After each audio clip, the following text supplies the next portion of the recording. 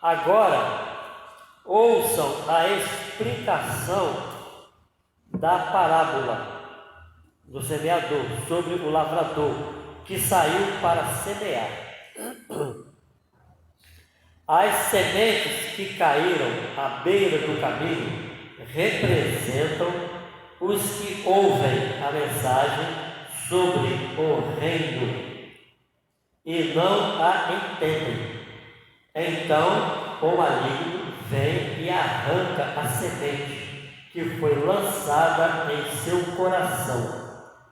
As que caíram no solo rochoso de pedra representam aqueles ou aquelas pessoas que ouvem a mensagem e sem demora a recebem com alegria.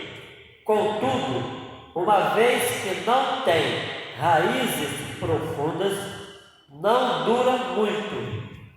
Assim que enfrentam problemas ou são perseguidos por causa da mensagem ou da palavra, cedo desanimam, desistem de Jesus, da igreja e pronto. As que caíram entre os espinhos representam outros que ouvem a mensagem, mas logo ela é sufocada pelas preocupações da vida e pela sedução da riqueza, de modo que não produzem fruto. E as que caíram em solo fértil representam os que ouvem e entendem a mensagem e produzem uma colheita 30, 60 e até 100 vezes maior que a quantidade semeada. Amém. É a explicação da parábola. A parábola é o quê? Parábola é história, comparação, metáfora, enfim. Parábola é isso. E a parábola é um homem semeando sementes. A semente é a palavra de Deus. O homem semeando é Jesus, que por 3 anos semeou essa palavra para 12 discípulos e para umas multidões também que o ouviram, não é? Ele é o semeador. O terreno, o campo, é o coração das pessoas, é a terra, fértil ou não fértil. Esse é o sentido é a parábola, é a estrutura da parábola. O outro sentido da parábola, mais abrangente, que nós podemos colocar, é que o semeador também é o pai. O pai. Digo isso porque lá em Isaías, livro de Isaías, há um texto lá que diz que a palavra de Deus, ela é semeada sobre a terra como uma semente e ela não volta a Deus vazia para o propósito para o qual ela foi semeada. Então, a gente pode ver na parábola sendo Deus um semeador. Essa semente. E o campo, de um modo geral, é o mundo inteiro. Todas as pessoas que habitam na terra recebem essa semente em seus corações. Eu falo isso por causa do texto de Salmos 24, porque a glória de Deus se manifesta em toda parte, em todo mundo ouve-se a sua voz, no som da sua obra criada. É manifestado a voz, a a revelação de Deus como semente da sua palavra sendo semeada, e todos têm conhecimento da existência de Deus. Então esse é o segundo sentido. Mas o terreno, o solo, sempre é, nos dois sentidos, o coração das pessoas. Amém? Nosso coração que recebe a palavra de Deus. Aí tem uma pergunta: que tipo de terreno é o meu coração? Eu tenho que pensar sobre mim. E essa semente é semeada no meu coração quando eu leio a Bíblia, literalmente. Quando alguém entrega a Bíblia a uma outra pessoa, ela está fazendo o papel do semeador, que é o terceiro sentido do semeador, que hoje é a igreja. Primeiro é o Pai, podemos colocar também os profetas, que quando anunciaram, semearam essa palavra, certo? Depois Jesus, e agora a igreja cumprindo o mesmo serviço, semeando a palavra. Há alguém que diz que o melhor presente a dar a uma pessoa é a Bíblia. É por isso que eu dou Bíblia de vez em quando. E faça a oração. Precisa cair no terreno certo para dar o fruto. A igreja então também é o semeador. O trabalho da EBF é um trabalho de semeador, certo? Que tipo de terreno estarão aqui na EBF? O coração de cada criança, de cada pessoa. Amém? Que dará fruto. Essa parábola, estou trazendo ela para os irmãos e nas outras parábolas que vou trazer, seguindo aquele pensamento, instruções de Jesus, agora nas parábolas, a respeito do nosso foco, os ensinos que nos estão sendo dados, para não perder de vista o foco da cidade celestial, porque somos peregrinos. Ali na frente tem um pântano da desconfiança, ali do lado tem o Senhor adulação, mas lá na frente tem a cidade da civilidade, entre parênteses, tudo do corretamente, politicamente correto, para enganar, para desviar a atenção. Pântano do medo, aquela montanha da dúvida, o castelo do desespero, para tirar o foco. E a parábola, as parábolas, nelas encontraremos instruções para que continuemos bem firmes no caminho que estamos indo para a cidade celestial. Essa é a intenção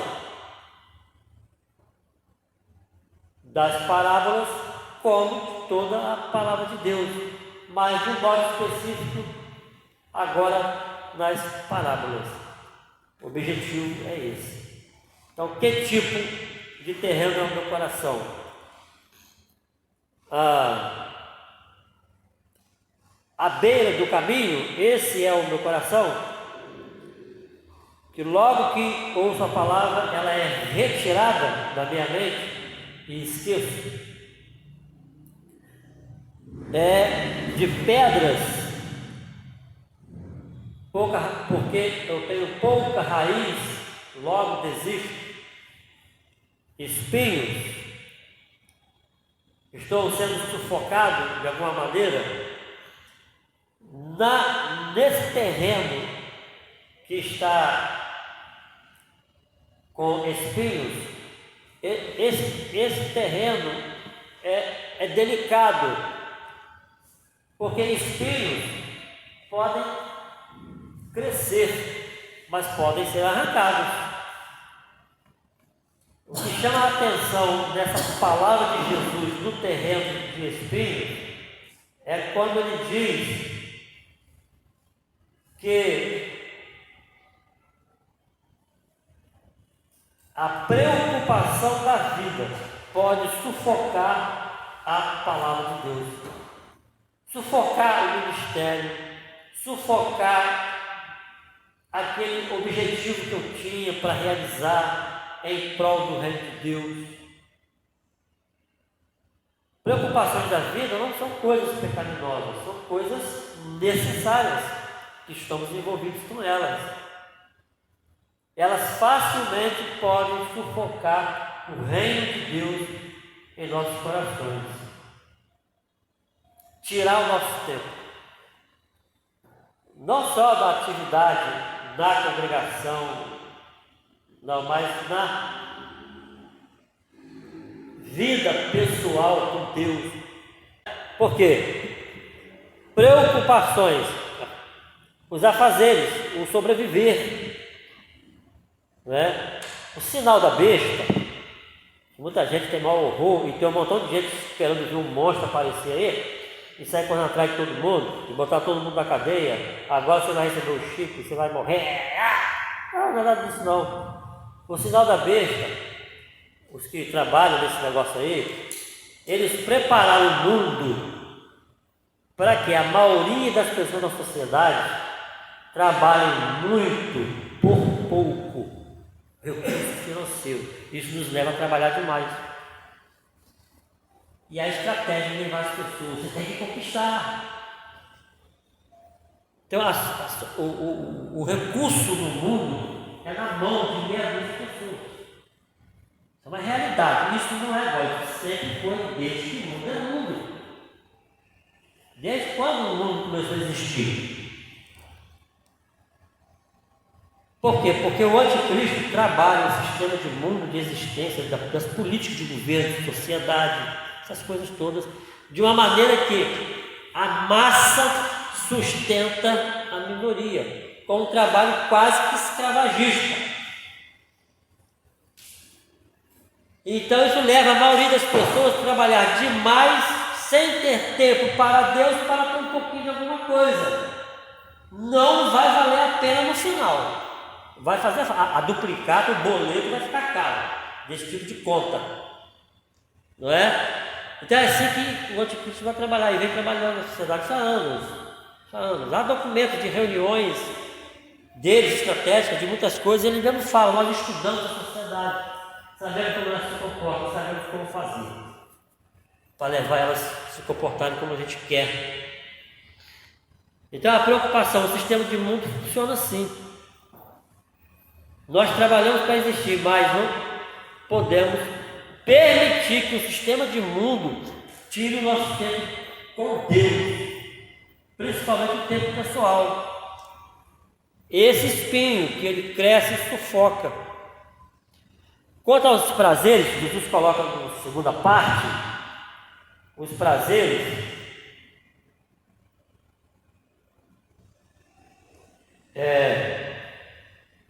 preocupações da vida e a sedução da riqueza, não é? Pode sufocar.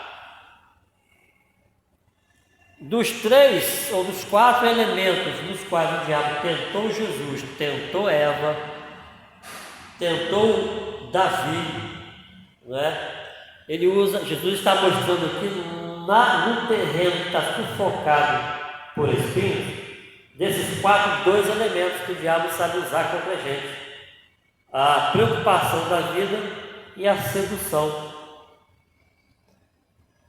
Ele sabe trabalhar com isso, porque são elementos que é do sentimento humano para desejar e ter. Então esse terreno pode ficar sufocado e a palavra de Deus ficar infrutífera.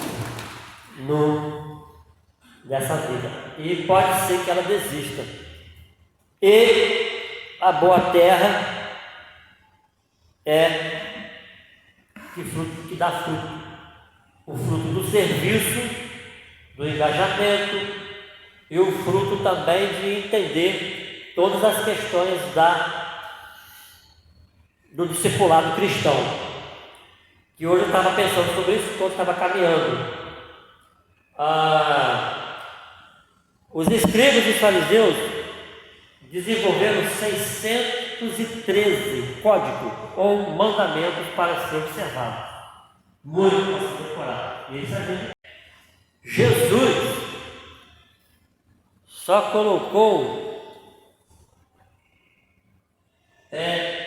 um mandamento com 2 unidades para se ter em mente, que é obediência a 2 coisas: amar a Deus sobre todas as coisas e o próximo como a si mesmo.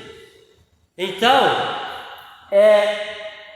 o bom terreno, ele dá esse fruto principal da árvore.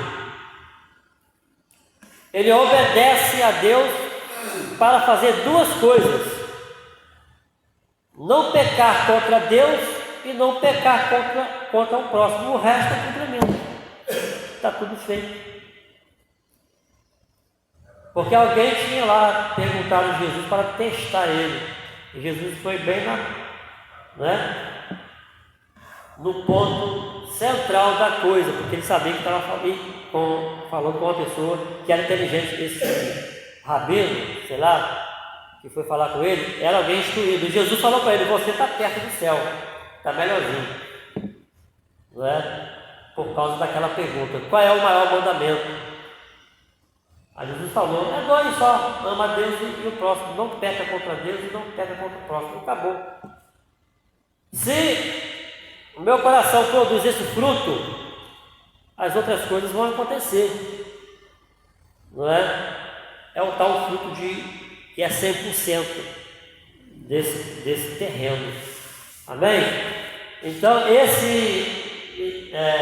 instrução de Jesus na parábola do semeador, para nos mostrar e nos manter perseverantes no foco que estamos indo para a cidade celestial, é estar cuidando desses detalhes, porque nós sabemos que volta e meia estamos envolvidos com situações para pecarmos contra as pessoas, principalmente quando elas vêm trazer raiva para a gente, e a gente vai ter que lidar com a situação de não pecar contra Deus, nem contra ela, nem contra a vida dela, né? Volta e meia, todos nós, a maioria, de vez em quando está enfrentando essas experiências que somos provados. Aí as pessoas perguntam: onde é que está a besta do Apocalipse? Ela está aí, nas relações interpessoais, nos corações marcados, porque peca contra o próximo e peca contra Deus. Está marcado pela besta, está com o sinal da besta. Não é? Se não for resolvido esse tipo de sentimento, não é? No coração. Então, geralmente, por muitas e muitas vezes no curso da nossa vida, nós sempre estaremos perdoando pessoas, não é? Sempre. Que vai representar uma caminhada de fé com firmeza até a cidade celestial. E em alguns momentos se tornará uma cruz meio pesada, mas é o fruto, não é? É o fruto. Essa é a batalha da guerra espiritual, que na parábola do semeador Jesus fala de fruto, não é? É acima do fruto religioso, do fruto das atividades. Esses demais são complementos.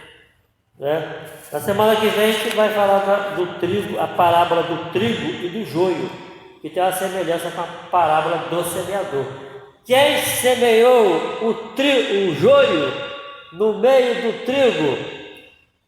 Jesus disse: foi um inimigo. Como que ele fez isso? Mateus 13, 24 a 30. E Jesus falou para eles: olha, não pode arrancar o joio, porque ele é muito parecido com o trigo. O joio tem a aparência de crente, faz tudo que cristão faz, é igualzinho. Só os anjos sabem a diferença entre trigo e joio. E Jesus falou que na colheita, na safra, os anjos vão fazer esse serviço de separar o trigo do joio, não é? Porque não podemos acusar e condenar as pessoas. Ah, ele é trigo, ele é joio. Não sabemos, na verdade. Muito embora se conhece muito das pessoas pelo comportamento, pelo que elas falam. Mesmo assim, não podemos dar o veredito sobre a vida de ninguém que confessa Jesus, porque a questão do joio não é o mundo lá fora, é dentro da igreja de Jesus. Não é lá fora, é dentro. Não podemos dar o veredito. Mas por que essa palavra? Para também que nós possamos refletir sobre nós mesmos e como ajudar a obra de Deus a funcionar mesmo com o joio no meio do trigo, porque o joio, na verdade, ele é parecido, mas ele atrapalha. Ele atrapalha bastante, muito embora seja parecido, não é? Então não funciona. Então quem é o trigo? Quem é o joio? Quem semeou? O que é a safra? O que vai ser a colheita? O que será o celeiro dessa parábola do trigo? Mas vai ser semana que vem, não é? A gente vai olhar essa parábola de Jesus, esse ensino. Por que ele colocou isso, né? E a comparação ali é a mesma coisa. O semeador, enfim, semana que vem a gente vai ver quem é o semeador ali também, né, que saiu para semear, quem foi o inimigo, e quais são as questões finais do que vai acontecer com o trigo e com o joio, o que representa na parábola, não é? Essa parábola para a igreja, para nós. Aleluia. Espírito Santo, obrigado por mais esta noite. Senhor, abençoa a nossa congregação, nossas vidas, os irmãos que não estão conosco esta noite. Abençoa cada um deles. Abençoa, Pai, mais uma vez a EBF que vai ser realizada próximo dia 31. Os irmãos que virão todas as coisas que será feito. Abençoe a vida do Lucas, ó Pai, que está conosco nesta noite, neste dia. Espírito Santo, seja sobre ele, sobre o seu retorno para o Rio de Janeiro. Abençoa sua mãe, suas irmãs, que a graça do Senhor esteja sobre eles, toda a sua família de São Francisco de Itabapoama, seus avós, todos os seus parentes, e a sua vida na caminhada com Jesus Cristo para o batismo, bem como a Mariana, a Ângela, a Gabriela e o Caleb. Senhor, nos dê sustentação da parte do Senhor para que todas as coisas possam contribuir para que o batismo seja realizado, todos eles sejam vencedores para o preparo desse momento especial na vida deles e da congregação de um modo geral também, que entregaremos ao Senhor, para o reino do Senhor, estas vidas que darão testemunho público no batismo, dizendo que estarão morrendo para o mundo e revivendo para o Senhor. Abençoe a prosperidade do crescimento da nossa congregação, do Espírito Santo, e também os nossos recursos financeiros. Nos ajuda cada dia por fé a cooperarmos com os nossos recursos financeiros, nosso trabalho, dentro da nossa realidade, que o Senhor fará multiplicar todas as coisas. Seja a tua graça sobre nossas vidas e nos guardando de todo o mal da enfermidade que assola o mundo, seja da Covid ou de outras, para que possamos com saúde continuar desenvolvendo o reino do Senhor a partir deste lugar e aonde estivermos, com cada pessoa que estivermos, nos dê novos discípulos, dê discípulos para Lucas, para Mariana, para mim, para a dona Lélia, para o papai, para a Jacina, para todos os irmãos da congregação.